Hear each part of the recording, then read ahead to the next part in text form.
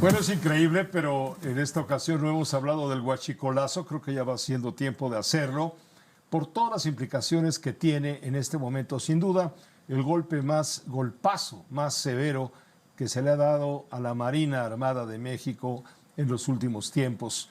Ha sido un golpe inevitable. Alfonso Zárate, maestro, él es sociólogo, escribe Los usos del poder en el periódico El Universal. Bienvenido. ¿Cómo estás viendo las revelaciones sobre el involucramiento de altos mandos de la Secretaría de Marina? Esta Margarita Ríos Farjat, como titular del SAT, hace una denuncia por graves irregularidades con el entonces administrador general de aduanas, Ricardo Peralta. Y Peralta sale de las aduanas, pero lo recoge Olga Sánchez Cordero con el beneplácito del presidente y lo convierte en subsecretario de Gobernación. Esto lo comento para señalar cómo desde el inicio de la administración de López Obrador lo que tuvimos en la zona de aduanas fue una serie de perturbaciones y de manejos muy cuestionables. Ahora bien, la revelación de estos hechos que hemos conocido en estos días nos habla de una conspiración criminal que involucra a altos mandos de la Secretaría de Marina. Y yo creo que esta revelación nos da la razón a quienes desde aquel momento anunciamos, anticipamos el riesgo que significaba ubicar a militares en áreas como las aduanas, como los puertos, porque los estaba exponiendo al poder corruptor del crimen organizado.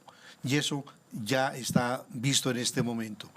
Y lo que en estos días se ha estado conociendo se inscribe también en una serie de hechos graves que han ocurrido no en este momento, sino que ocurrieron ya en los años recientes.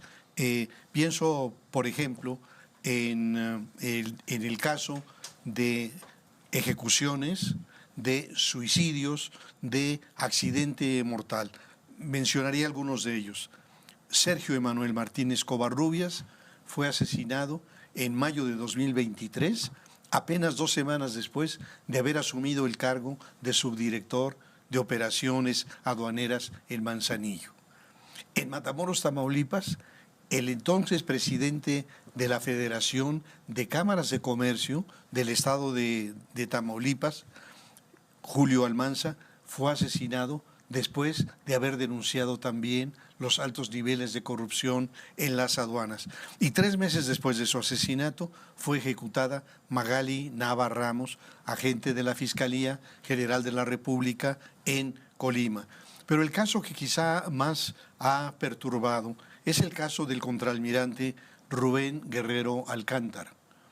Él, siendo funcionario de la Secretaría de Marina, presenta un escrito que le hace llegar al almirante Ojeda, al titular de la Secretaría, señalando las presuntas responsabilidades de sus sobrinos en el huachicol fiscal, en actividades delictivas.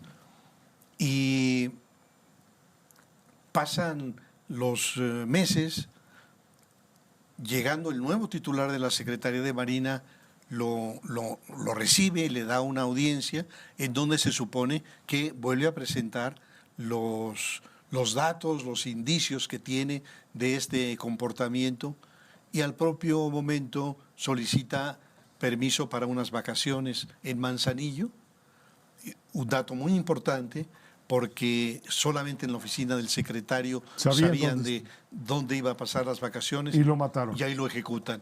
Entonces, lo que estamos viendo es realmente una serie de acontecimientos, Pepe, que parecerían extraídos de un capítulo del Padrino de Mario Puzo. Entonces, lo que tenemos son ejecuciones, suicidio, muerte accidental en un ejercicio de tiro. Y muy relevante el hecho de que los dos que aparecen como las figuras centrales son los 2 hermanos Farías Laguna, uno contraalmirante, el otro vicealmirante, es decir, que está ya a un paso de alcanzar el nivel de almirante y que La información que se ha producido en estos días dice que eran un factor de poder dentro de la Secretaría, que tenían influencia en el ejercicio del presupuesto, que tenían influencia para decidir a quién se ubicaba en determinadas posiciones y qué promociones se les daba. Y todo esto ocurre en el periodo de su tío, del almirante Ojeda. Entonces a mí me parece inadmisible la pretensión del gobierno y de la Fiscalía de exculparlo. Es que a eso iba.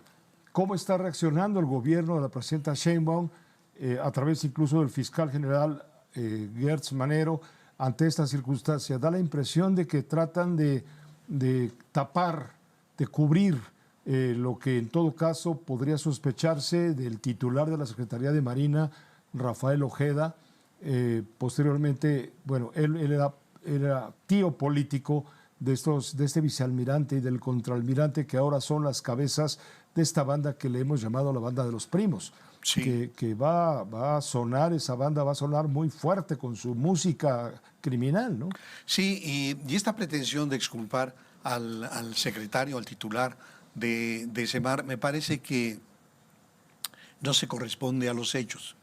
Cuando el fiscal nos dice que 2 años atrás se presentó en su oficina para señalarles que había irregularidades en su secretaría, y uno dice, ¿y entonces por qué en ese lapso les dio ascensos y les dio responsabilidades? El vicealmirante había sido nada más el comandante de la 12 zona naval con base en Puerto Vallarta. Entonces, no se corresponden, Pepe.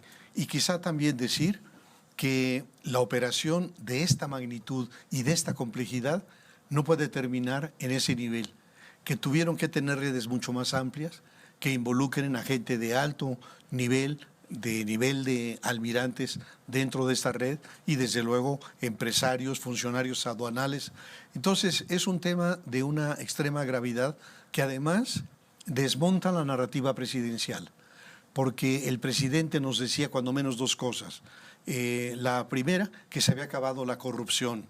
La segunda, que él confiaba en la incorruptibilidad de los militares. Y desde luego que esto último es un sinsentido, porque los militares no están hechos de una pasta distinta a la que tenemos todos nosotros y en consecuencia son susceptibles de caer en las redes de esas redes criminales que además operan, como sabemos bien, con la alternativa de plata o plomo. Entonces, lo que yo pienso en conclusión es que este asunto va a profundizarse, que va a seguir apareciendo, digamos, estos datos muy perturbadores, pero que es importantísimo entrar hasta fondo para extraer el tumor cancerígeno antes de que haga metástasis. Muchas gracias, Alfonso, por tu comentario. Pepe. Siempre bienvenido.